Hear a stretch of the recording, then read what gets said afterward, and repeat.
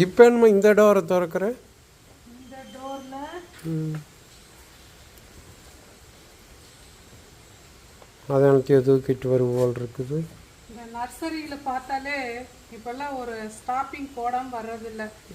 இது இந்த வானம்பாக்கி மிளகாய் ஒயிட்டாக இருக்குது, பர்பிள் கலரில் மாறுது, நல்லா பழுத்ததுக்கப்புறம் ரெட்டாக மாறுது.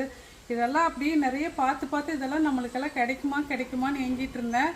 ஒரு நர்சரியில் வரையில் இருந்துச்சு. ஸோ இறங்கி இதையும் வாங்கியாச்சு. இதையை வளர்த்தணும்.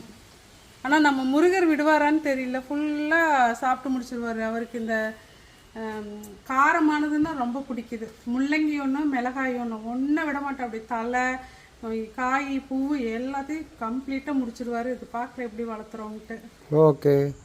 முருகர் எங்கள் வீட்டு செல்ல பிள்ளை மயில் தானுங்க. நாங்கள் முருகர்னு பேர் வச்சுருக்கோங்க.